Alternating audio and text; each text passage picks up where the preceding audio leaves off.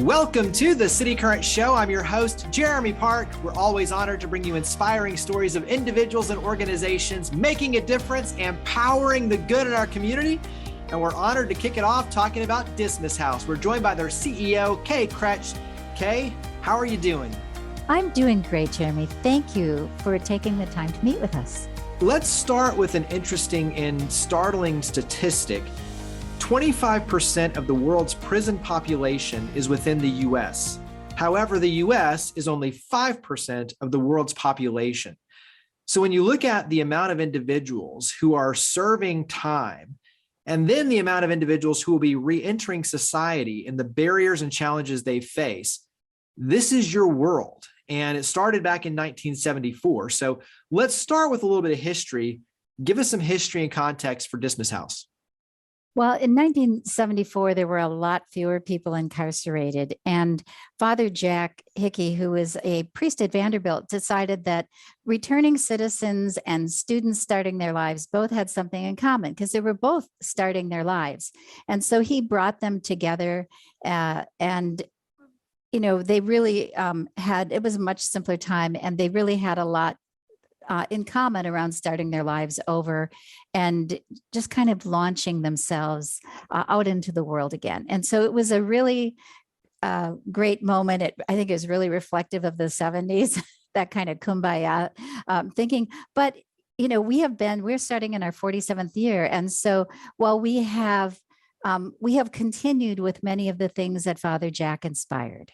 And that, I think that's the good thing, is that we're still in business after 47 years, but we don't have students living with returning citizens anymore. And we have to have a lot more programming because drugs have entered into the picture. And that's probably the biggest obstacle for returning citizens to overcome. Well, let's go ahead and dive in because you have a reentry program and you have a transitional housing program. You have 4 pillars. There's a lot to unpack in terms of what you do. Let's start with the reentry program. Go ahead and describe overall what that entails, what that looks like. So our reentry program is really around our 4 pillars. So basic needs means we provide food, shelter, clothing, transportation, everything they need to get a successful start in terms of just getting out. Because when they are released to us, they usually have less than $40, probably about $25, and the clothes on their back. And so they're given everything, a hot meal, a warm bed. And it is under our basic needs where we invite the community in to volunteer and start to bring that fellowship back that was so important to Father Jack. And so the community comes in 4 nights a week and prepares meals, and they sit in fellowship. Our next pillar is health and well-being. And this is where we address their mental health, their physical health, their emotional health, and vision and dental. And so all of that is wrapped into health and well-being. And then we also provide CrossFit classes. We have an arrangement with Climb Down the Street. So they do climbing walls that is just incredible for them. And then we have we are going from 1 to 2 yoga classes a week because the gentlemen here, they really like yoga, and they also start their day every morning with meditation under that pillar.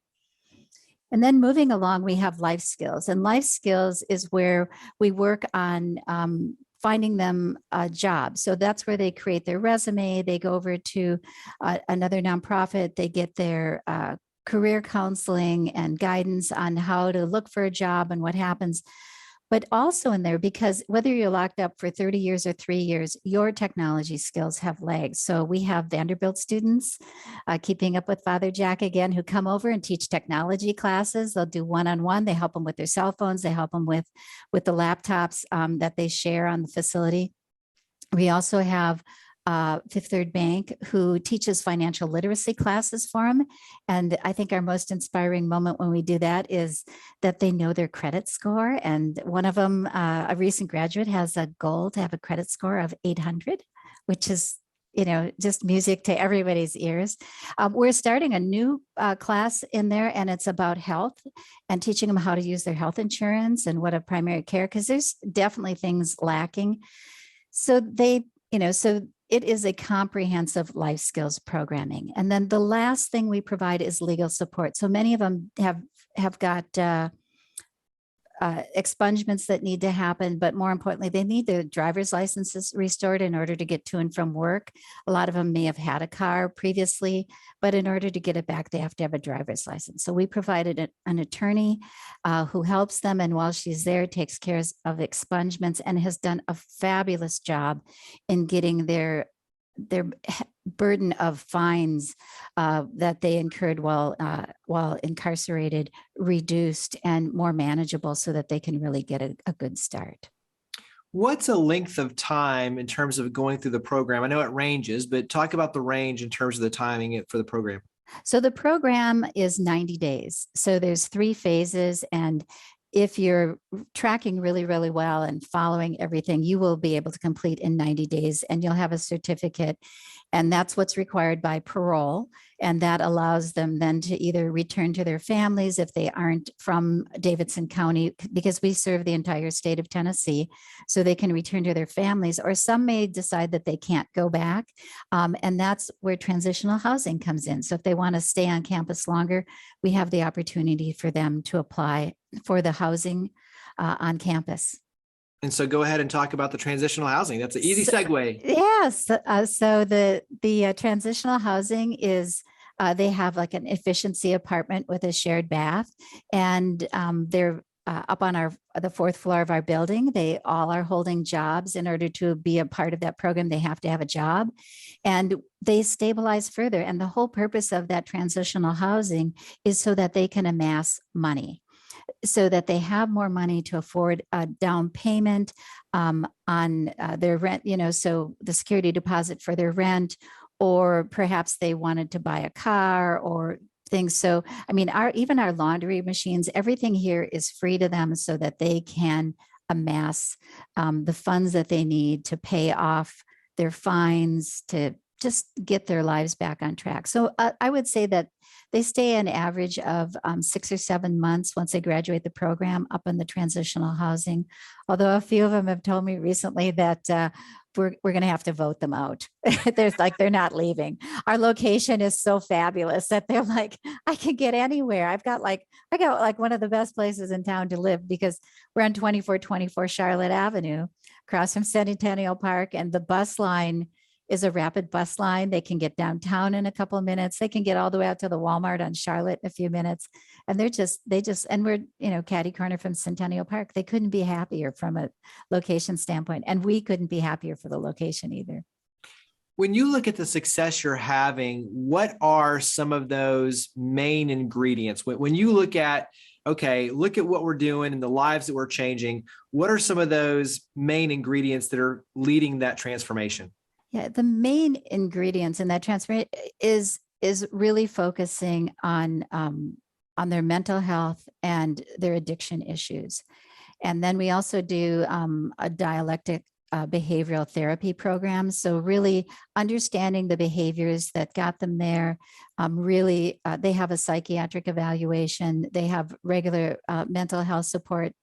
They have family reunification counseling. It is those intangible items that led to the addiction that we're really trying to get at. And it's really important. So we're hoping in the next couple months to have a peer-to-peer addiction counselor here for them, because if they fail our program, it is almost always because of the drugs.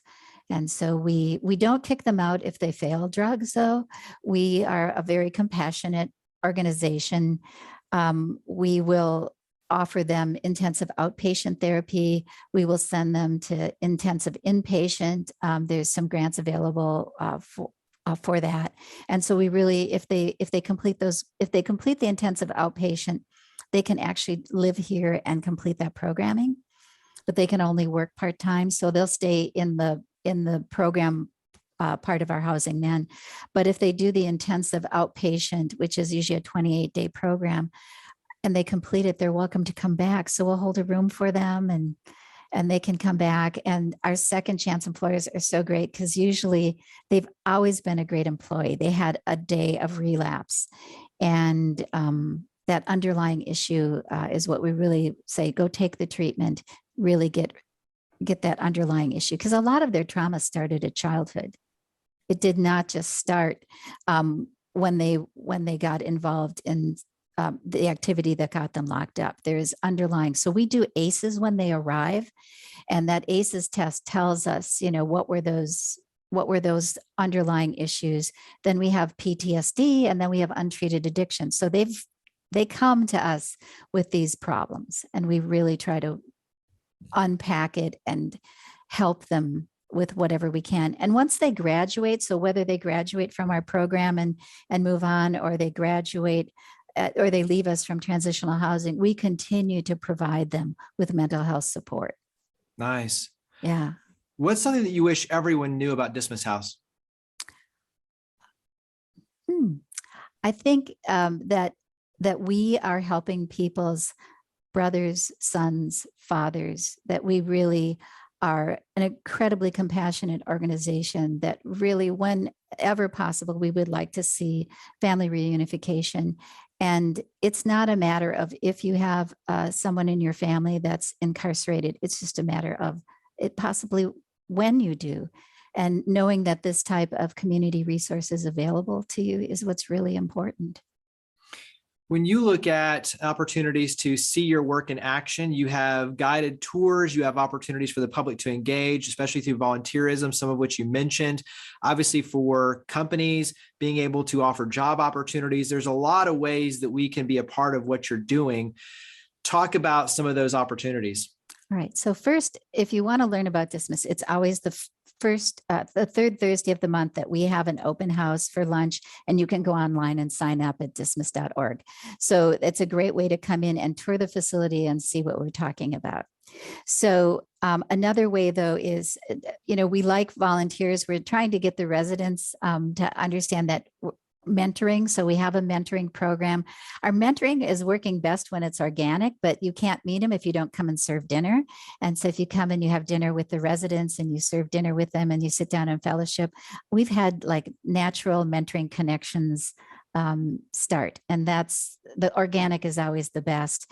We also have other volunteer opportunities to come in and just help us with general administrative things around our office. So if you feel good about filing or sitting at our front desk and, greeting people, and actually, if you just sat at our front desk and just talk to residents as they come in and out in the morning and return from their shifts, it's just a really nice way to do that. We also have we have a pumpkin decorating event, and we also have like hiking. You can go take a hike with them, so you can go out and sign up and join them on a hike. So it doesn't just have to be dinner, it's just knowing that the community is there and that they're being accepted back into the community again.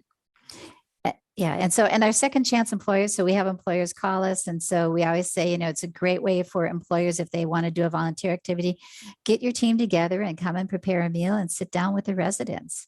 It's a great way to do it. How has this work changed you personally? Well, I'm exhausted. Quite frankly, it is only because I led the expansion. So I have been on this project since 2016, and when the CEO resigned, I left my day job and took over the leadership of Dismas. So it's been very rewarding. I think always my best day with the residents is when they tell me they got their first job, and my second best day with them is when they get that first paycheck. I mean, we all love a paycheck. Let's not kid ourselves. And just knowing that freedom that first paycheck gives them is just, I get goosebumps thinking about it. But it's always, because when they get their first job, there's always that feeling of rejection. Like, are they going to reject me? Won't they like me?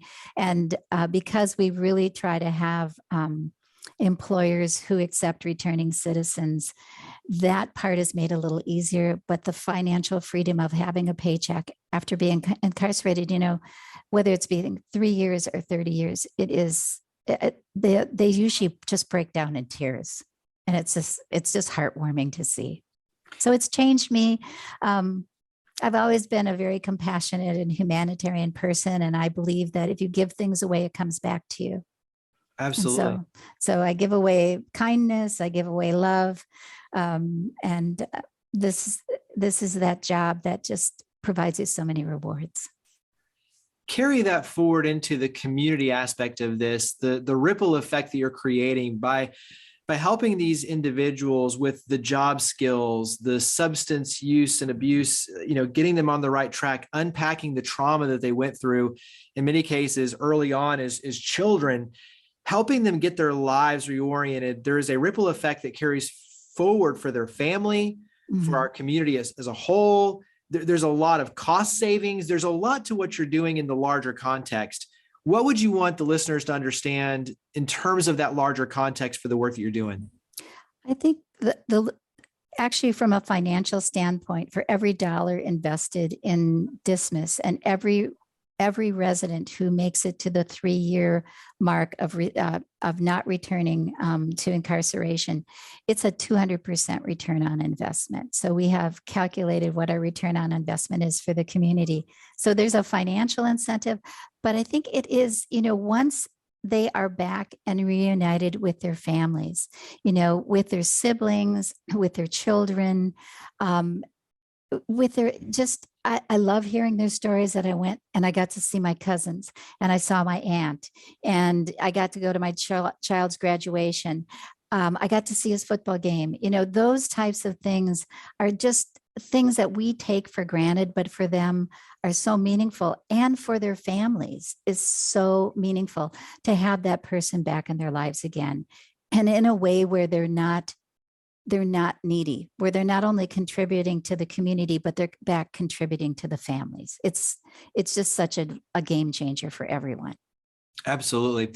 Wrap up. You mentioned it before, but mention again the website, phone number, social media. Where would you direct us to learn more about Dismas House? Well, our website is dismas.org. We're on Facebook at Dismas Nashville. We're on Twitter at Dismas Nashville. We're on Instagram at Nashville Dismas House. And you can also find us on LinkedIn. So we're on all the social media sites. And we have an exciting video to watch. We just had our forgiveness luncheon. You can learn about Dr. Remington Richardson. Both of his parents were incarcerated. There's a fabulous movie documentary that was up for an Academy Award you can watch. And then you can also see one of our proud Dismas graduates where Edward tells his story. And it's just, if you need some inspiration, go to our website, watch that video, go out and watch time. I mean, there's usually not a dry eye in the house. You're just so inspired. It's tears of joy. Well, Kay, greatly appreciate all you and your amazing team do. Thank you for coming on the show.